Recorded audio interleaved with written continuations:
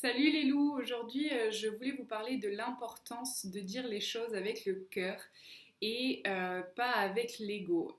Je vous parle de ça parce que j'ai une expérience personnelle qui m'a fait dire qu'il fallait peut-être en parler. J'ai une personne de mon entourage qui, chaque fois que cette personne veut qu'on se voit, elle me dit on se voit et si je peux pas, bah ouais, mais dis-le que tu veux pas me voir. Non, c'est pas que je veux pas voir, c'est que j'ai pas forcément le temps ou que j'ai prévu autre chose. Et c'est très important de dire les choses avec le cœur et pas avec l'ego, parce que si on réagit euh, avec l'ego à une réaction qui est déjà de l'ego, alors ça fait un combat d'ego et on s'en sort jamais. Du coup, effectivement, quand on a une réaction comme ça donne première envie de s'énerver. Mais faut comprendre que si cette personne réagit comme ça, c'est parce qu'elle a souffrance à l'intérieur d'elle et que quelqu'un qui n'a pas de souffrance et qui a amour a aucun intérêt de réagir agressivement.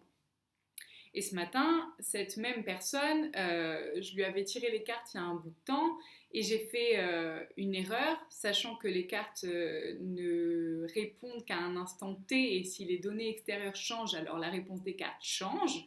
Donc, effectivement, il s'est avéré que les cartes n'avaient pas dit vrai. Après, est-ce qu'au moment où je les ai tirées, au final, il n'y avait pas un risque que ça s'avère vrai? Ça, on n'en saura jamais rien. Bref, pour mon bien-être, je sais que ça part d'un bon sentiment. Elle m'a dit, tu devrais arrêter de tirer les cartes et toutes tes histoires de fantômes pour ta santé mentale. Je sais que ça part d'un bon sentiment, je sais que c'est parce que cette personne s'inquiète pour moi et qu'elle a envie euh, du meilleur pour mon futur. Mais au lieu de dire les choses avec le cœur, ça a été dit avec l'ego. Parce que l'ego avait été énervé de ne pas avoir vérité dans les cartes, ou j'en sais rien, je ne sais pas pourquoi il y a eu énervement, mais il y avait énervement. Et tout ça pour dire, je parlais aussi avec une personne de la page, de sa maman qui réagit en permanence avec l'ego et ça fait mal à cette personne.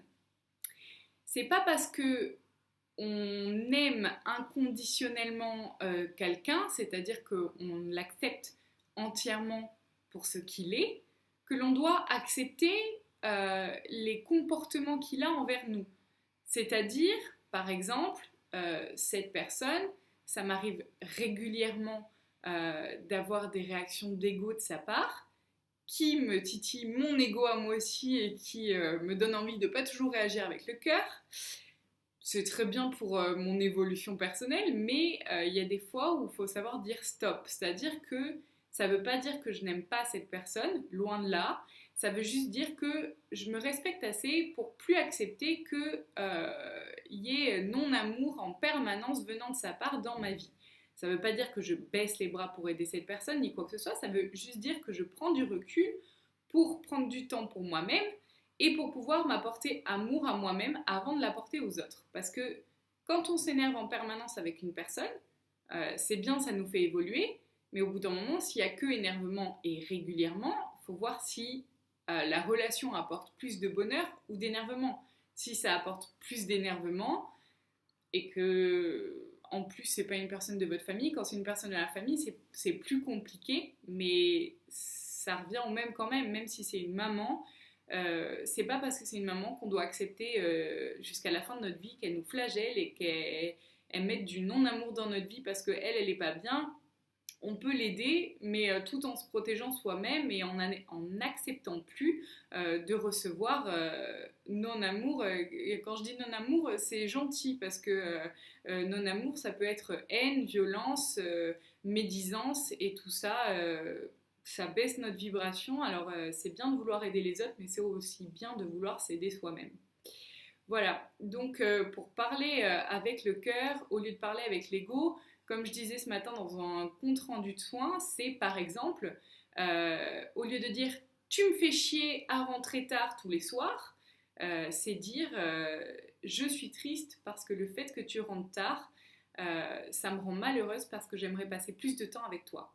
Voilà, ça veut dire la même chose, c'est juste que la première est dite avec l'ego qui va réagir sur l'énervement, Et la deuxième manière, c'est le cœur qui parle, et donc le cœur qui exprime ses faiblesses et sa souffrance, sa misère. Et forcément, quand on ouvre cette porte du cœur à nu, on parle de cœur à cœur, et même si on parle de cœur à ego, l'ego ne peut pas rester de marbre face à un cœur. Voilà. Donc, quand vous voulez vous exprimer, c'est bien de le faire avec le cœur. C'est un entraînement parce que bien sûr que quand on a un ego face à nous qui nous agresse, c'est super difficile de réagir avec le cœur. Mais voilà, c'est bien d'essayer. Et quand on a essayé trop plein de fois d'agir avec le cœur, faut aussi se respecter à stopper une relation qui n'est pas du tout constructive quand il y a trop d'ego dedans. Voilà, à très bientôt.